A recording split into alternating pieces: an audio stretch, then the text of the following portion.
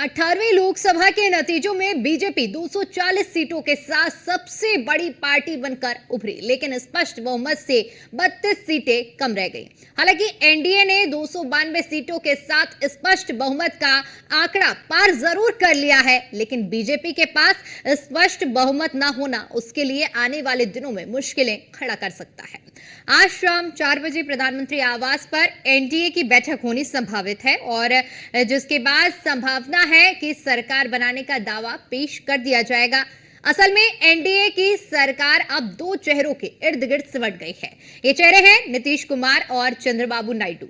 NDA में BJP के बाद दूसरे नंबर की सबसे बड़ी पार्टी तेलुगु देशम पार्टी है और जिसके पास 16 सीटें हैं, तो वहीं तीसरी बड़ी पार्टी जेडीयू है जिनके पास 12 सीटें हैं। यानी इन दोनों के बिना सरकार बनानी मुश्किल है। फिलहाल चंद्रबाबू नायडू ने दिल्ली रवाना होने के पहले यह साफ कर दिया है कि वो एनडीए के साथ हैं और बैठक में शामिल हो रहे हैं। वहीं नीतीश कुमार नतीजों के बाद से चुप हैं, लेकिन एनडीए की बैठक के लिए दिल्ली पहुंच रहे हैं।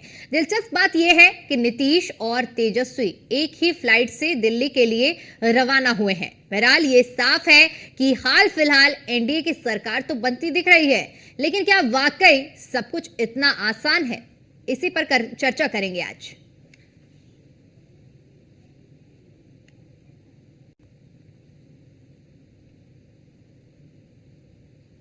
वहीं बात एनडीए की करें तो उसके पास 292 सीटों के साथ स्पष्ट बहुमत है। एनडीए के लिए मुख्य खिलाड़ी बनकर उभरे हैं नायडू और नीतीश कुमार। इन दोनों को मिलाकर 28 सीटें हैं। अगर कोई ऐसी सूरत बनती है कि ये दोनों एनडीए से अलग हो जाएं, तो एनडीए के पास 264 सीटें बचेंगी, यानी बहुमत से 8 सीटें कम। ऐसी स्थिति में एनडीए के लिए मुश्किल खड़ी हो सकती है। वहीं इन दोनों की सीटें विपक्ष में जोड़ दी जाएं तो विपक्ष की संख्या 261 होगी, जो कि बहुमत के जादुई आंकड़े यानी 272 से 11 सीटें कम हैं। यानी दोनों ही परिस्थितियों में सरकार बननी मुश्किल होगी, चाहे वो कोई भी पक्ष क्यों ना हो। हालांकि फिलहाल तो ऐसी कोई भी सूरत बनती दिख नहीं रही है, लेकिन अगर ऐसा होता है तो दोनों ही गठबंधन के लिए सत्ता तक पहुंचने की राह आसान नहीं होगी। कुल मिलाकर सत्ता की चाबी फिलहाल नायडू और नीतीश कुमार के पास है, जो फिलहाल एनडीए के पाले में है। लेकिन यहां पर ध्यान देने वाली बात यह है कि अन्य की लिस्ट में जो 17 सांसद जीत कर आए हैं, उनमें से 7 निर्दलीय हैं और ऐसे में आखिरी आजमाइश इन 7 निर्दलीयों की भूमिका भी अहम रहने वाली है।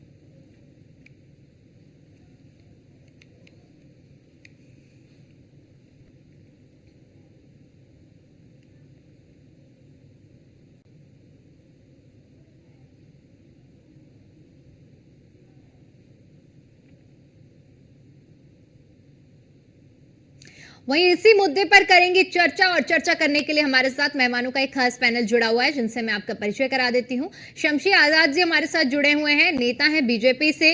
पूजा मिश्रा जी हमारे साथ जुड़ी हुई हैं, प्रवक्ता हैं समाजवादी पार्टी से। और आलोक द्विवेदी जी हमारे साथ जुड़े हुए हैं, पॉलिटिकल एक्सपर्ट हैं। सबसे पहले शमशी जी आपके साथ चर्चा की शुरुआत करूंगी और आपसे समझने का प्रयास करूंगी, क्योंकि जिस तरह से बीते दिन नतीजे घोषित हुए हैं और ऐसे में स्पष्ट बहुमत में बीजेपी का ना होना, हालांकि एनडीए बहुमत के उस आंकड़े को पार करते हुए काफी आगे पहुंच चुकी है। अब संशय लगातार इस चीज को लेकर बरकरार है, क्योंकि सरकार बनने की बात जो आंकड़ा है वो तो आपके पास है, लेकिन जो दल बदल का दौर रहता है, कितनी स्थिरता है, अब आगे की क्या राह है, इसको लेकर आपसे चर्चा करना चाहेंगे और आगे का समझना चाहेंगे कि क्या रोड मैप रहेगा। जी नमस्कार आपको और आपके चैनल के सभी दर्शकों को। देखिए, भारतीय जनता पार्टी निश्चित ही सरकार बनाएगी, इसमें कहीं पे कोई संशय, कोई डाउट, कहीं से भी कोई जो है ऐसी बात नहीं कि जिससे जो है विपक्ष कहीं से मजबूत दिख रहा हो। ये जरूर है कि सीटें हमने जो लक्ष्य रखा था 400 पार का, उसको जनता ने नहीं दिया, लेकिन जनता के मतदान का हम सम्मान करते। जनता ने जो मैंडेट दिया है हम उसके शुक्रगुजार हैं। सिंगल लार्जेस्ट कंपनी आज भी भारतीय जनता पार्टी है, जिसके 244 के करीब सांसद हैं। तो जो उम्मीद हमको ये है कि राष्ट्रपति हम ही को सरकार बनाने के लिए आमंत्रित करेंगे। तो अगर इस स्थिति में राष्ट्रपति हमको पहला मौका देते हैं तो हमारे गठबंधन के सभी नेता भी अभी हमारे संपर्क में हैं, जो पूरी तरीके से भारतीय जनता पार्टी के पक्ष में, जो लगातार 10 सालों से भारतीय जनता पार्टी के साथ रहे। नीतीश कुमार के बारे में भी हवा जरूर बनाई जा रही है, लेकिन ऐसा नहीं है कि नीतीश कुमार जो है, क्योंकि उनसे भी अमित शाह से और प्रधानमंत्री मोदी जी से बात हुई है और आज दिल्ली में बैठक भी है।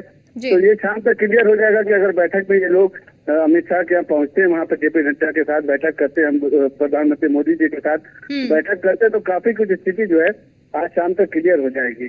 और ये अभी ये भ्रम फैलाया जा रहा है इस तरीके की बातें करके, ताकि जो छोटे छोटे दल हैं उनको जो है तोड़कर इंडी गठबंधन जो अपने साथ लाना चाह रही है, लेकिन ऐसा होगा नहीं, क्योंकि राष्ट्रभक्ति की बात है, देश की बात है। एक तरफ अभी भी चेहरा है प्रधानमंत्री मोदी जी का, और दूसरी तरफ कोई भी चेहरा अभी तक क्लियर नहीं हो पाया है।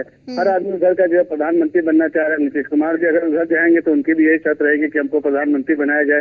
तेजस्वी यादव जाते हैं तो उनकी भी यही है सबसे पहली जो इनकी डिमांड है कि हमको प्रधानमंत्री बनाया जाए। केजरीवाल उधर अपनी तैयारी की है, ममता बनर्जी की अपनी तैयारी है। तो ये सारी बातें देखते हुए कहीं न कहीं विपक्ष जो है खुद अपने में टूट फूट में जो है तो कम दिख रहा है। और शाम तक आप देखेंगे कि विपक्ष के भी लोगों से भारतीय जनता पार्टी ने संपर्क किया है। जो उनके छोटे छोटे दल उनके साथ थे, वो आज भारतीय जनता पार्टी के साथ आने को तैयार है। और शाम में आप देखेंगे जब उनके यहाँ मोदी मीटिंग हो जाएगी, जो राष्ट्रीय स्तर की बैठक की गई है, जिसमें सभी गठबंधन दल के नेताओं को बुलाया गया है, तो आप खुद आश्चर्यचकित हो जाएंगे। जो मैं बड़ी जिम्मेदारी से कह रहा हूँ कि टूट इधर नहीं हो रही है, बल्कि टूट उधर होने जा रही है कि कुछ उधर के लोग जो हैं वो अभी भी भारतीय जनता पार्टी के संपर्क में है। अमित शाह जी ने जो उन लोगों से संपर्क किया, लगातार बातचीत हो रही है, जेपी नड्डा जी से बात हो रही है। तो कम से कम 20 ऐसे सांसद हैं जो छोटे छोटे दलों से निकल कर जो भारतीय जनता पार्टी के साथ आने को तैयार है, और स्थिति शाम तक क्लियर हो जाएगी। ठीक है, यानी कि अभी जोड़ तोड़ का पूरा दौर चल रहा है, चाहे इधर की बात करें चाहे उधर की बात करें। शमशी जी, एक बार फिर से आप करूंगी, लेकिन पूजा मिश्रा जी भी हमारे साथ जुड़ी हुई हैं, समाजवादी पार्टी के प्रवक्ता हैं। पूजा जी, सबसे पहले तो आप लोगों का कल जो प्रदर्शन रहा है वो काफी बेहतरीन रहा है, क्योंकि 2012 से अब तक के जो आंकड़े जिस तरह से रहे हैं, कहीं ना कहीं एक बहुत बड़ा बूस्ट मिला है समाजवादी पार्टी को। और अब आगे, क्योंकि जिस तरह से गठबंधन की अब बात कर रहे हैं, अभी आजाद जी भी जिक्र कर रहे थे कि वो पूरी तरह से आश्वस्त हैं कि सरकार उन्हीं की बनेगी, लेकिन विपक्षी खेमे में बात करें तो आप लोगों को क्या तैयारी चल रही है और क्या रोड मैप है? दीपिका जी, आपको नमस्कार, और साथी प्रवक्ताओं को मेरा नमस्कार, और जनता का भी बहुत धन्यवाद। समाजवादी पार्टी को, इंडिया अलायंस को इतना प्यार दिया जनता ने, और मुद्दों की बात की। अभी दीपिका जी, आप उत्तर प्रदेश की देख लेंगे तो जो है भाजपा हार गई जो है अयोध्या भी, और माननीय प्रधानमंत्री जी जैसे तैसे 1.5 लाख वोटों से जो है जीते। तो देखा जाए, जो कह रहे हैं कि रोड मैप, या फिर ये कह रहे हैं कि जो है हमारे जो घटक दल है उनसे ही बात हो रही है, पर इनके जो घटक दल है, जो इन्होंने एनडीए में जिनको भी लिया, किस तरीके से लिया, इन्होंने तो मंचों पे गालियां देते हुए घटक दलों को लिया। तो जनता ने जो है, जो दबा के इन्होंने जो घटक दलों को रखा हुआ था, उनको फ्री कर दिया हुआ है। अगर अब चंद्रबाबू नायडू की बात कर ले तो चंद्रबाबू नायडू जी को उन्होंने कहाँ छोड़ा था, जेल तक भेजा था। अब दीपिका जी, सबके पास मौका है, और हर कोई इंतजार करता है कि जब मौका पड़ेगा तो हम चौका मारेंगे। तो ये मान के चलिए कि जो है मौका पड़ा हुआ है, तो जिनको जिनको मौके का इंतजार था वो सब चौका मारेंगे। और जो है अभी कहना कि जो है एनडीए सरकार बना रही है, कि इंडिया सरकार बना रही है, थोड़ा सा जो है जल्दबाजी होगी। मुझे लगता है कि शाम तक मीटिंग होगी और बहुत सारी चीजें क्लियर हो जाएंगी। इनके घटक दल जो भी रहे हैं, ये इन्होंने ऐसे बिल्कुल सम्मान दे के तो उनको बुलाया नहीं है कभी। चाहे वो हम बात कर लेते हैं कर्नाटका के रेड्डी जी की बात कर ली जाए, इनको छोड़ के वो अलग चुनाव लड़ने लगते हैं तो फिर ईडी भेज देते हैं। आपको जैसे पता है चंद्रबाबू जी को उन्होंने जेल भेज दिया हुआ था। नीतीश जी की बात की जाए तो नीतीश जी कब कहाँ पलट जाए वो तो उनका तो पता ही नहीं है। उनको जहां दिखेगा कि पलड़ा भारी है वहीं पलट जाते हैं। उनसे भी संपर्क में है क्या? आप लोग भी संपर्क में है क्या? क्योंकि आप भी बहुत मुस्कुरा कर कह रही हैं कि कब पलट जाएं।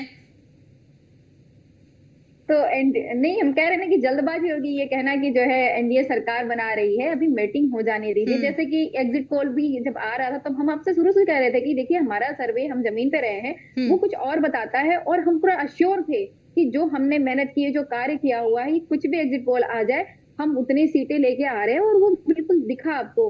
तो मैं अभी ये भी कह रही हूँ कि अभी जो है थोड़ा सा रुक जाए, थोड़ा संयम रखें, तो पता चल जाएगा कि सरकार कौन बना रहा है। चलिए ठीक है, इंतजार कर लेते हैं। हमारे साथ आशीष चतुर्वेदी जी भी जुड़ चुके हैं, हमारे इनपुट एडिटर हैं।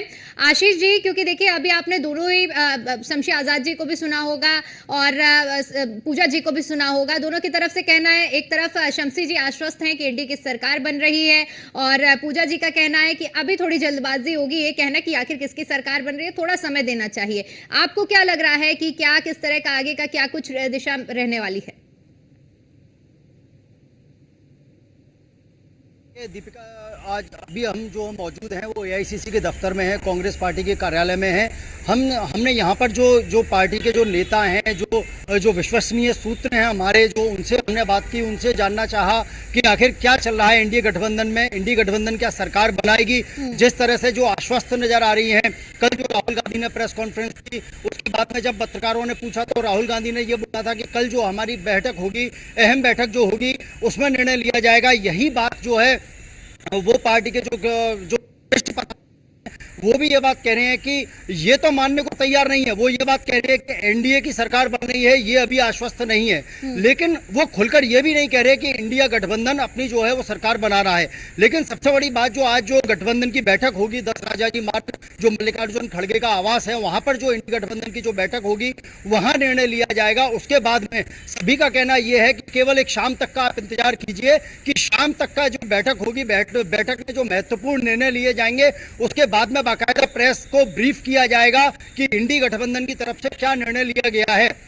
और जो निर्णय लिया गया है, जो निर्णय लिया जाएगा, सभी जो घटक दल बैठेंगे वो आपस में निर्णय लेंगे कि किस तरह से किया जाए। क्योंकि जो एनडीए है वो भी अपने आप को कह रही है कि सरकार बनानी है, सरकार बनाने हैं, राष्ट्रपति के पास में जाएंगे, वो सरकार बनाने के लिए अपना दावा पेश करेंगे। वहीं आज जो इंडिया गठबंधन की भी बैठक है, एनडीए गठबंधन की भी बैठक है। देखिए, लोकसभा चुनाव सब पूरे देश में खत्म हो चुका है, लेकिन अब जो हलचल है वो दिल्ली में बढ़नी है। चाहे वो बीजेपी ऑफिस हो, चाहे वो एआईसीसी कांग्रेस कार्यालय हो, या पार्टी कार्यालय हो, या बड़े बड़े नेताओं के जो आवास है, चाहे वो जेपी नड्डा का आवास हो, अमित शाह का आवास हो, चाहे वो मल्लिकार्जुन खड़गे का आवास हो, या 10 जनपद हो। तो कहने का मतलब ये है कि अब सब सिमटकर जो है दिल्ली में आ गए हैं। और जो आज जो दोनों दलों की जो बैठक होनी है, जो एनडीए की और इंडिया गठबंधन की जो बैठक होगी, उससे स्थिति साफ होगी कि आखिर क्या निर्णय लिया जाएगा। एनडीए की तरफ से जो एक फुल मेजोरिटी आई है उनकी, इंडिया गठबंधन की। ठीक है आलोक द्विवेदी जी, क्योंकि अभी जिस तरह से हमारे इनपुट एडिटर में जिक्र कर रहे थे कि पूरी जो देश की राजनीति है नतीजों के बाद अब दिल्ली में सिमट कर रह गई है। अब दिल्ली में ही फैसला होगा कि अब अगले 5 साल की दशा क्या रहने वाली है। क्योंकि आपने राजनीति को बारीकी से देखा है और कल के जो नतीजे रहे हैं उनको भी देखा और समझा होगा। आपका जो विजन है वो क्या कह रहा है कि आपको क्या लग रहा है अब क्या दिशा बनने वाली है?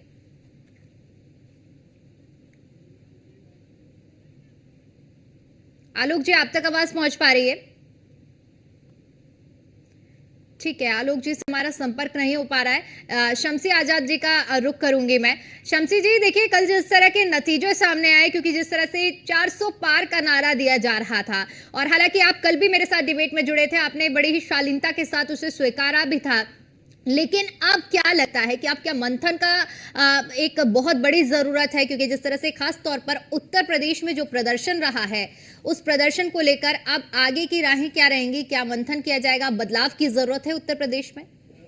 देखिए, अभी सबसे पहली बात तो सरकार बनाने की है। सब पहली प्राथमिकता ये है कि सरकार बनाने की है। ये जरूर है कि मंत्रिमंडल में काफी चेंजेस किए जाएंगे।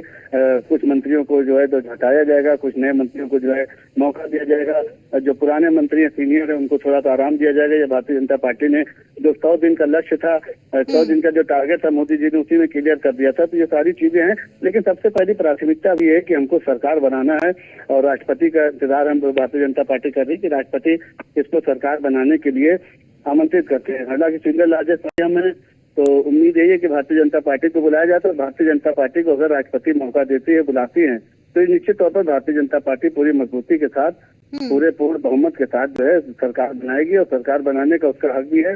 जिस तरीके से उसके 240 से ज्यादा सांसद इस वक्त जो है जीत कर लोकसभा में पहुंचे, और अन्य जो सहयोगी दल हैं उनको अगर ले लिया तो आंकड़ा जो है बहुमत के काफी पार, 300 के पार जा रहा है। तो हमें नहीं जरूरत है कि बहुत ज्यादा परेशान हो। इसलिए भारतीय जनता पार्टी के नेता निश्चित हैं। ये जरूर है कि इधर उधर से वो संपर्क में भी है कि कहीं अगर जरूरत पड़ती है विपक्ष को कमजोर करने के लिए, तो विपक्ष के खड़ने से जो कम से कम 20 सांसद इंतजार कर रहे हैं भारतीय जनता पार्टी की हरी झंडी का। ये मैं बहुत मजबूती से और बहुत दावेदारी से ये बात आपके चैनल के माध्यम से कह रहा हूँ कि शाम होते होते आप देखेंगे कि बैठक में वही लोग वहां पर पहुंचेंगे और उसके बाद क्लियर हो जाएगा कि भारतीय जनता पार्टी, यानी अभी सस्पेंस बाकी है, शाम तक बहुत कुछ नया हो सकता है, आप कहना चाह रहे हैं? इसके बाद तो आप ये समझ लीजिए कि आप खुद देख लीजिए कि जो गठबंधन है उनके साथ हमारा बहुमत बन रहा है। अब बीच के लोग अगर इधर उधर की बात करें तो अलग है, लेकिन बहुमत तो हमने ने पार ही कर लिया है। तो बीच में सस्पेंस वाली कोई बात नहीं है। जब तक सरकार न बन जाए, जब तक कोई श्योरिटी नहीं दी जाती, सरकार बनने पर, राष्ट्रपति के आमंत्रित करने पर, उसके बाद सरकार बनेगी, बहुमत साबित किया जाएगा, उसके बाद आप प्रधानमंत्री मोदी जी जब शपथ देंगे, फिर आप देखेंगे कि भारत किस तरीके से नए रूप में आपको दिखेगा। ठीक है आलोक जी, आप तक मेरी आवाज पहुंच पा रही है? मुझे लगता है आलोक जी आपने अपने ऑडियो को म्यूट किया हुआ है, एक बार अनम्यूट करिए क्योंकि आपकी आवाज हम तक नहीं पहुंच पा रही है। Unmute already. बिल्कुल, अब आपकी आवाज सुन पा रहे हैं हम जी। जी आलोक जी, मेरा सवाल आपसे ये रहेगा क्योंकि जिस तरह से देखिए कल नतीजे सामने आए हैं और ऐसे में दोनों ही नतीजों को आपने देखा होगा और अब जो नतीजों के बाद ये दल बदल का दौर भी जिसकी आशंकाएं लगाई जा रही है, चाहे बात बीजेपी नेता की ओर से जो कही जा रही है या फिर अभी समाजवादी पार्टी से जो प्रवक्ता भी हमारे साथ जुड़े हुए हैं, कह रहे शाम तक का इंतजार करिए, परिस्थितियां पूरी तरह से साफ होंगी। आप किस तरह से देख रहे हैं इसको? देखिए, मुझे लग रहा है कि जो इंडिया गठबंधन है वो कहीं ना कहीं नीतीश कुमार को चंद्रबाबू नायडू को अपने पक्ष में लाने का प्रयास तो करेगा। जो भी इस समय राजनीति कर रहे हैं वो यहाँ पे सिर्फ राजनीति करने नहीं है, वो सरकार बनाने के लिए वो लोग चुनाव लड़ रहे हैं। तो जाहिर सी बात है इनके प्रकार जो है इंडिया चाहेगा कि नीतीश कुमार और चंद्रबाबू नायडू उनके साथ में आ जाए। भाजपा को थोड़ा सा डर जरूर होगा क्योंकि ये दोनों दल पहले भी भाजपा से अलग हो चुके हैं, तो उनको दूसरी बार भी अलग होने में कोई समस्या नहीं आएगी। लेकिन जहां तक मुझे भी लग रहा है कि अभी जो परिस्थितियां दिख रही है, जिस सबसे बयानबाजी हो रही है, जैसे चंद्रबाबू नायडू कल दोपहर में बोला था कि मैं अपना समर्थन पत्र जो प्रधानमंत्री को शाम को सौंप दूंगा, तो इस सबसे मुझे लग रहा है कि इस समय तो फिलहाल इंडिया सरकार बना पाएगी। अभी जो राजनीतिक हालात है उसको देख के मुझे यही लग रहा है कि मोदी जी देश के तीसरी बार प्रधानमंत्री बन जाएंगे, उसमें समस्या नहीं है, लेकिन भविष्य में इनको इन दोनों को साथ में रखने में समस्या थोड़ी बहुत आ सकती है। खासतौर मुझे लगता है चंद्रबाबू नायडू का, चूंकि भाजपा से अलग हुए थे तो उनका बहुत बड़ा नुकसान हुआ था। राज्य में अपनी सरकार वो हार चुके थे, चुनाव हार गए थे वो, तो चंद्रबाबू नायडू का व्यक्तिगत नुकसान हो जाएगा अगर वो इनसे अलग होते हैं तो, क्योंकि देखिए राजनीति हमेशा एक लंबी लड़ाई के लिए खिल जाती है। तत्कालीन लाभ कोई भी नहीं चाहता कि तत्कालीन लाभ हम लोग ले सके, तो इसलिए मुझे लगता है चंद्रबाबू नायडू नहीं जाएंगे। नीतीश कुमार एक अनसर्टेन पॉलिटिशियन है, उनके बारे में कहा जाता है ये, और सच्चाई भी है। कब किधर जाएंगे वो कोई उनके बारे में नहीं जानता है, लेकिन चूंकि नीतीश कुमार जितनी बार भी आरजेडी के पास गए हैं तो वहां पर कभी भी सहज महसूस अपने आप को नहीं कर पाए हैं, और इसी कारण बार बार उनको वापस बार भाग के भाजपा के पास में आना पड़ा है। तो इसलिए अभी मुझे लगता है कि हाल फिलहाल तो लगता है कि नहीं जाएंगे। हाँ, यदि इंडिया गठबंधन कह देता है कि नीतीश बाबू आप आइए, आपको हम पीएम बनाएंगे, डिप्टी पीएम बनाएंगे, या चंद्रबाबू नायडू को पीएम दे दो, अगर ऐसा कुछ ऑफर दे देंगे तो कुछ भी हो सकता है, तब सोचने का विषय होगा। ठीक है पूजा जी, अभी जब बिहार से नीतीश कुमार दिल्ली के लिए रवाना हुए हैं तो तेजस्वी यादव उनके पीछे वाली सीट में बैठे हुए नजर आए हैं।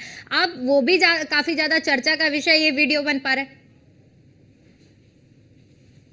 जब बिहार से दिल्ली के लिए नीतीश कुमार रवाना हुए हैं और पीछे की सीट में तेजस्वी यादव भी बैठे हुए हैं, अब इसका क्या मतलब निकाला जाए? क्योंकि जिस तरह से आप कह रहे थे कि शाम तक का इंतजार करिए, कहीं ना कहीं क्या संपर्क साधने का भी प्रयास किया गया है क्या? देखिए दीपिका जी, बिल्कुल संपर्क तो साधने का प्रयास किया जा रहा है। ये जैसे कि जो है आलोक जी ने कहा कि यहाँ पे जो भी राजनीतिक दल है वो सरकार बनने के लिए चुनाव लड़ रहे हैं। ऐसा नहीं कि सांसद बन जाए या फिर हमारी पार्टी आगे बढ़ जाए। सरकार बनाने के लिए इंडिया अलायंस ने चुनाव लड़ा था, और इंडिया अलायंस मैं अभी भी कह रहा हूँ कि सरकार जो है बनाएगी। थोड़ा सा संयम रखने की जरूरत है। ये जो घटक दल जो एनडीए ने लिए हुए थे वो बार बार कह रहे हैं कि जो है हमने हमारे साथ में सारे हमारे दल हैं, तो ये जानना बहुत जरूरी है दीपिका जी, ये सारे दल इनके पास गए किन हालातों में थे। ऐसा नहीं है कि सबके दिल मिले थे, कि सबको लगा कि नहीं जो है एनडीए बहुत अच्छा कार्य कर रही है या भाजपा बहुत अच्छा कार्य कर रही है तब दिया जाए। इन्होंने बहुत सारे हुक एंड प्रूफ जो है ट्राई किए थे, उसके बाद में जो ये घटक दल इनके साथ में गए थे, चाहे कर्नाटका के रेड्डी जी रहे हो, सब इनसे अलग होकर सब चुनाव लड़ना चाह रहे थे, पर इन्होंने कभी ईडी भेजी तो कभी सीबीआई भेजी। चाहे नीतीश कुमार की बात कर लीजिए, जैसे इन्होंने जो है नीतीश कुमार जी ने एनडीए का साथ छोड़ा था, तुरंत जो है सीबीआई की नोटिस उनके पास पहुंच गई हुई थी। चंद्रबाबू जी को तो कुछ नहीं छोड़ा था, इन्होंने जेल तक भिजवा दिया था। तो ये सारों को अब जनता ने जनादेश देके मौका दिया हुआ है कि जो इनका सम्मान का वहां पे अपमान किया गया है, आत्मसम्मान के लिए जो है लोग खड़े होंगे। और देखिएगा, मैं बार बार कह रही हूँ कि थोड़ी सी जल्दबाजी होगी। अभी शाम को फिर इंतजार कर लेते हैं शाम तक का कि क्या स्थिति बनती है, किसके पलड़े में अब किसका पलड़ा ज्यादा भारी होता है। फिलहाल के लिए समय का अभाव है, इसलिए चर्चा को यही समाप्त करना चाहूंगी। आप तीनों मेहमानों का बहुत बहुत शुक्रिया हमारे साथ जुड़ने के लिए और अपना कीमती समय हमें देने के लिए। नतीजे जारी हो चुके हैं और ऐसे में अब जिस तरह से जोड़ तोड़ की राजनीति का दौर शुरू है, हालांकि अभी तक स्पष्ट नहीं हो पाया है। एक तरफ एनडीए जिसके पास जादुई आंकड़ा है, बहुमत को पार कर चुकी है, दावा कर रही है सरकार बनाने का, वहीं इंडी गठबंधन भी पूरी तरह से जोड़ तोड़ की राजनीति में लगा हुआ है और पुरजोर प्रयास है कि सत्ता में काबिज हो जाए। देखने वाली बात यह होगी कि किसके पक्ष में अब क्या मामला जाता है। चलिए फिलहाल के लिए इतना ही, बाकी तमाम बड़ी खबरों के लिए देखते रहिए न्यूज़ 1 इंडिया। नमस्कार।